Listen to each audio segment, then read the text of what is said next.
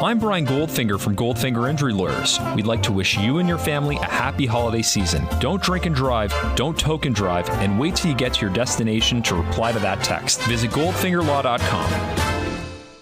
Hello and welcome to the Raptors Reaction Podcast. I'm your host, William Liu. First off, apologies that this podcast is super late. It's about a day late now.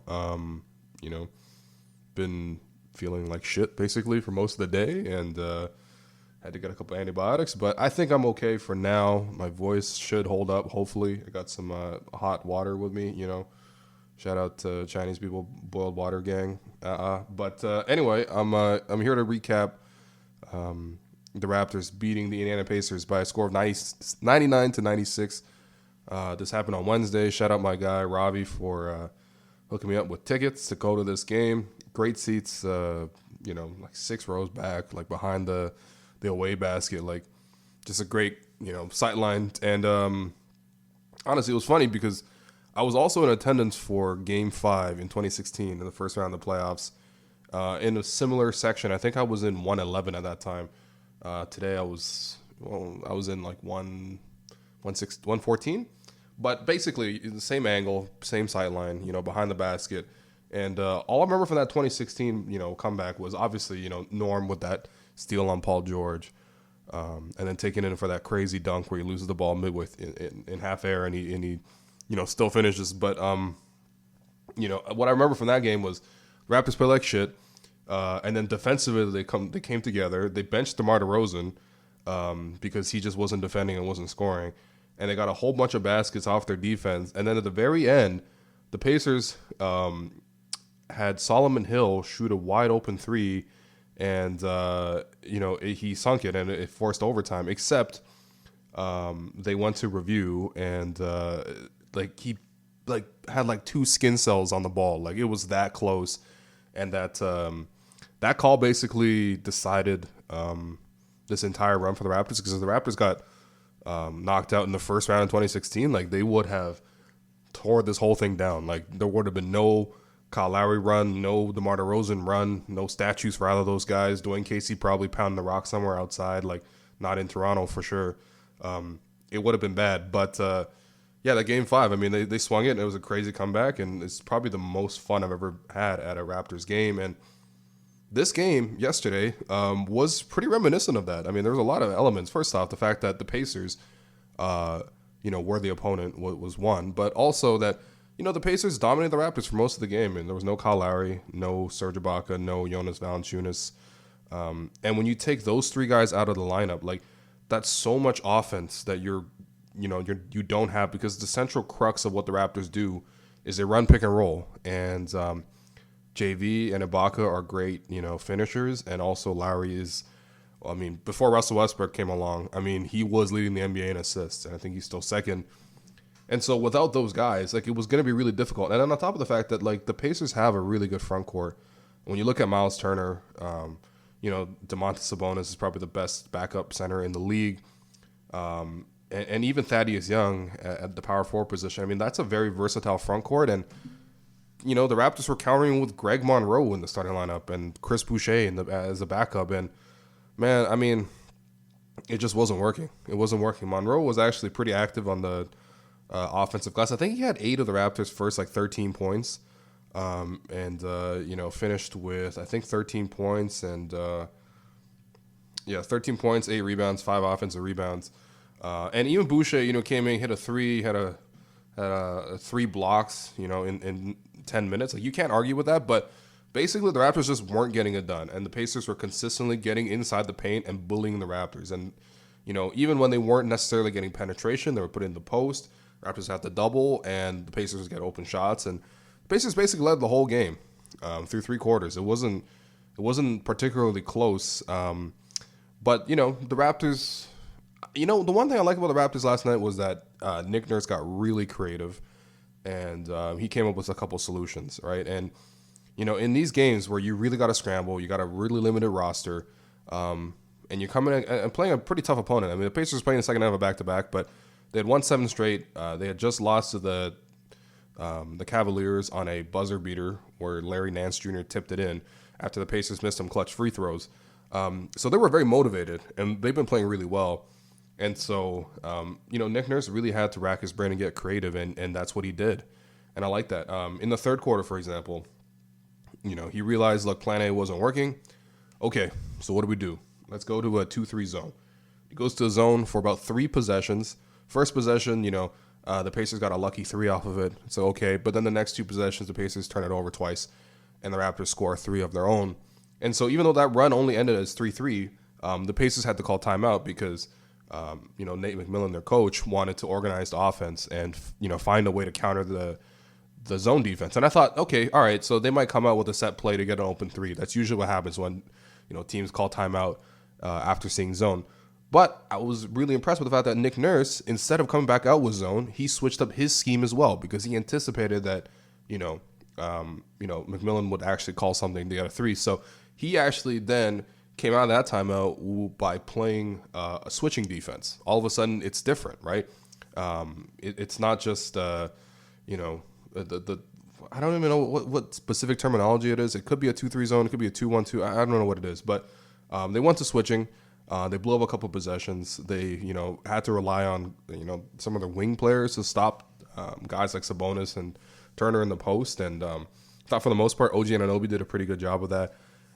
And then, Nick Nurse then in the fourth quarter got really, really creative, and he put Pascal Siakam at center. Now, it's not easy for a skinny guy like that to play center, especially against guys like, Sabonis and Turner, who are much stronger and legit 7-footers. But the one advantage you have with Siakam at center is that you have an athletic advantage and you are quick, and so you're able to force turnovers, and that's exactly what the Raptors did. The Pacers ended up turning the ball over 20 times. The Raptors got a lot of I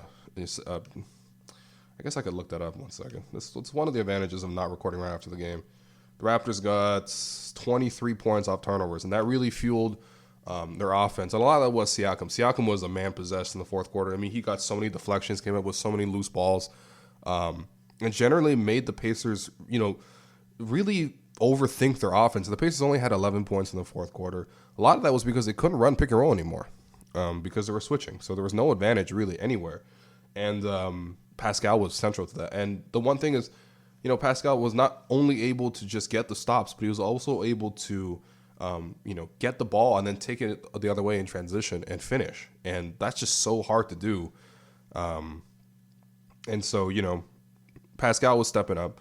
Obviously, Kawhi did Kawhi things. And one other guy that really stepped up was Lorenzo Brown, who gets a lot of hate in this podcast, gets a lot of hate on Twitter. I see a lot of criticism of Lorenzo Brown, which I'm just like, at some point, like, you just have to accept that this is a fourth-string point guard and he can't do most of the things you want him to do. But he was very good. It's very athletic. He played really hard, made a lot of hustle plays, and he really only played like the last 7 minutes of the game because, there was like a brief injury to Danny Green, although he finished the game. Norm came out of the game a little bit too. He was a little bit gassed. And Lorenzo came in. He was great on defense, switching all over the place, guarded Oladipo a couple times, got some key rebounds, had a key assist to Fred VanVleet for a 3. So Lorenzo Brown really came in and did a lot of work. He even tried to posterize Miles Turner, which was not smart. It looked like a foul from when I saw it in the game, but when I saw it on replay, it just looked hilarious because he kind of cocked that joint back and tried to bang on him, and it wasn't close. Like, it was like, oh, this is what happens when you can get away with this shit in the G League, but you just cannot do this against like a 7'2" guy in Turner. And Turner really turned him away. Turner has a couple of really good blocks in the fourth quarter, but the Raptors were able to get back into it with their defense, right? And then, the Pacers just kept turning it over. That helped the Raptors. The Raptors also finally found their three-point stroke. They were just ice cold for most of the game. I think in the first half, the Raptors had a grand total of 3 3-pointers on 18 attempts. And it wasn't much better in the third quarter. But in the fourth quarter, they got threes from primarily Fred VanVleet, who hit all 3 of their threes in the fourth quarter. All 3 were just huge momentum plays, including the game winner, where it was off a sort of a scrambled play. Danny Green, ends up collecting a loose ball, immediately swings to the VanVleet. VanVleet shoots from like 30 feet. Crazy shot, really, because he was not shooting well overall on the night. I think he finished 4 of 17. And, you know, the Raptors were down 2, and there's a lot of time left on the clock. So they didn't have to shoot that shot. So, again, it would have looked really silly if VanVleet, you know, had missed. But VanVleet was clearly in a groove, and I liked his confidence. I liked the fact that, you know, just in the fourth quarter, he just came on so strong. Yeah, I mean, he hit that crazy 3, and the Raptors took the lead. You know, in between all that, Kawhi Leonard was just phenomenal altogether. I mean, he had a dunk on Sabonis that was just came out of nowhere, really. I mean, Kawhi was just doing everything in this game. At certain points, it even looked like he was getting kind of frustrated. There was a no call where, you know, he tried to got Bojan Bogdanovic in the air, and Bogdanovic, you know, fell on him a little bit. It's like that DeMar DeRozan classic play where you pump fake and the guy goes in the air and the DeMar tries to lean in. And there was no foul call. And, you know, at that point, Kawhi was, you know, really frustrated. He didn't get back on transition, which is very unusual for a guy like that. But, I mean, I like that Nick Nurse called the timeout right after Kawhi didn't run back, you know, got his team engaged.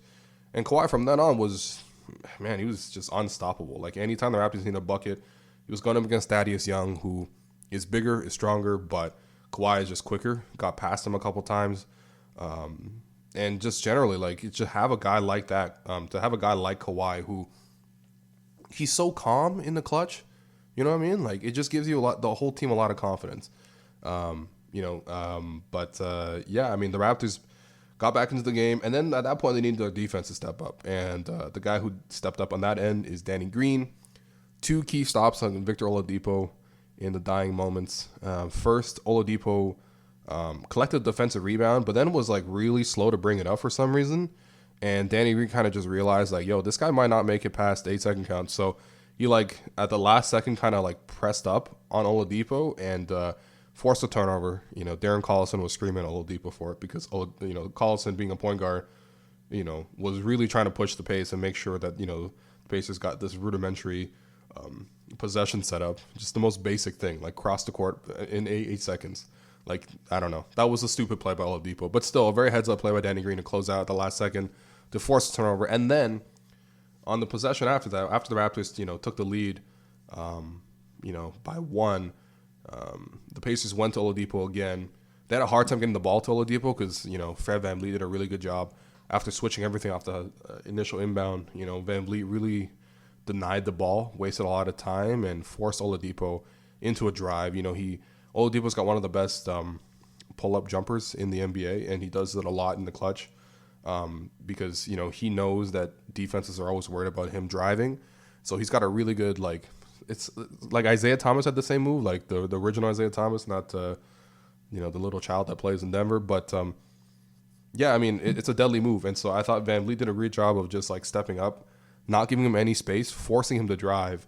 And then once Oladipo drove, the defense completely collapsed, and Danny Green again steps up in the middle of the key, you know, just completely stops his momentum, and then forces the jump ball, which was just such a great play. And then on top of that, Danny Green somehow wins the jump ball, which is kind of nuts for my opinion, because, like, Danny is not necessarily athletic, and he's kind of slow, really. And Oladipo is one of the definitely one of the most athletic guards in the league. But Danny wins the tip. Then Danny hits 2 free throws to ice the game. And then it kind of sets up a controversial finish where, you know, the last 2-minute report just got published here on Thursday. And it was confirmed that OG Anunoby definitely slapped Bojan Bogdanovic across the wrist. And Bojan was definitely behind the 3-point line. So that would have been 3 free throws with a chance to tie. And yeah, Bojan was so pissed, man. Like, there was no call. The Raptors win. You know, Raptors are celebrating, and then Bojan immediately runs over to the referee and, like, throws his fist in there. And I thought he was gonna clock the referee. That would have been hilarious. He did not end up doing that. Yeah, I mean, look, he was definitely fouled. What can I say? You know, did the Pacers kind of deserve that call? Yeah, for sure. Like, the call is the call. Like, you know, it's a bad call, and they missed it, and it's a game-changing call. However, I will say that the Raptors, A, had all the momentum, and B, like, the Pacers were only in that position because they only had 11 points in the fourth quarter. Like, the Pacers should have won this game. They had a fully healthy assortment of players. And the Raptors, like, I mean, I don't know. They were throwing guys like Malachi Richardson out there in the fourth quarter, Lorenzo Brown, you know, Norm, CJ, bricking threes. Like, man, like, You know, you know what I mean? Like, if you can't beat that and you need to have 3 free throws at the end, which is not a guarantee that you hit all 3 free throws, you know, so like, and then you got to win in overtime. Like, you should just close out the game. So, you know, I sympathize with the Pacers, but also I don't really, because they shouldn't have been in that position in the first place. But it was a great game. Again, shouts to Robbie for taking me. You know, it was just a lot of fun. It's a lot of fun in the arena. And in terms of your 3 stars, Kawhi obviously gets the first star, 28 points, 10 rebounds, 6 assists, 4 steals, 11 of 23 from the field, 6 of 9 from the free throw line. Didn't hit any threes, but man, he was seeing double teams. Like, when you see that in person and just how much space Kawhi has to operate with, it's like you really appreciate the fact that he's still able to get an efficient 28 points because, man, the defense is all over him. But the way he's able to rebound the basketball defensively has been super key, especially in games where the Raptors don't have their front court players. And also his passing is pretty good, man. I mean, it's really improving. I mean, he has 6 assists today. He was real solid. And then the 4 steals, 2 of them were, you know, he just intercepts Tyreek Evans, who tried to do a crossover. You never cross over against Kawhi Leonard. Kawhi's going to strip it every time. And he took it in for a dunk. And then the same thing against Oladipo, where Oladipo tried to cross it over and Kawhi just stripped him. Like, Kawhi's just the best player on the floor, and it's such a pleasure to watch that every single night. Second star, I'm giving that to Pascal Siakam. 17 points, 7 rebounds, 4 assists, 3 steals, a block, 6 of 10 shooting in 35 minutes of play. He had to play center, which wasn't easy, but I actually thought, you know, defensively it helped to play center, but also I think offensively it really allowed him to go at guys like Miles Turner and guys like Domantas Sabonis instead of going at Thaddeus Young. And Thad Young was actually pretty effective defending Pascal because I think, you know, stylistically they're actually very similar players. They're both tweener 3-4 types. And so I thought Thad was really good at guarding Pascal. Pascal was not a factor in the first quarter, in the second quarter really. But second half, Pascal really woke up and he made so many great plays. And then in your third star, I mean, it's tough to pick between VanVleet and Danny Green because they shot a combined 6 of 25. But I'll give it to VanVleet for hitting the shot. I mean, Danny definitely made a couple of great defensive plays, but, you know, VanVleet ultimately hit those 3 threes in the fourth quarter, and that really swung it. Overall, the Raptors won this game despite shooting like ass from the three-point line, which is not sustainable. You know, the Raptors definitely need to go get a three-point shooter. They shot 7 of 30, which is 23%.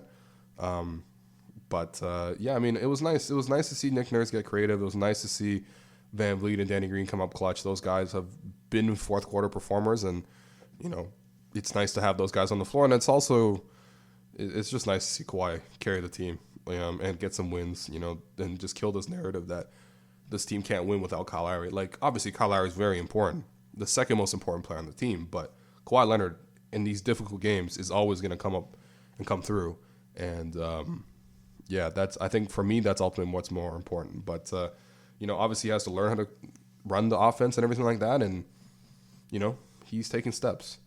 And then in terms of your Gerald Henderson Award, there's not a lot of good candidates here. I'm going to ultimately go with Doug McDermott. He only had 8 points, but a lot of those were really, really key buckets. And every one of his threes, both of them, I guess, really hurt. But honestly, there was just no one that really stepped up like that. Like, Bogdanovich had 18. It's like, okay, cool. Thad Young had 11. Turner had 10 points and 5 blocks. Okay. Oladipo had 20. Sabonis had 12. Like, no one really had an exceptional game. So I'll give it to McDermott, who is a bit of a legacy award there, too. He has killed the Raptors on many occasions. But, yeah. Anyway, again, apologies that the pod came out late. You know, it just is what it is. You know, sometimes people feel like shit. But I'll be back tomorrow to recap the Cavs game and also Saturday to recap the Sixers game.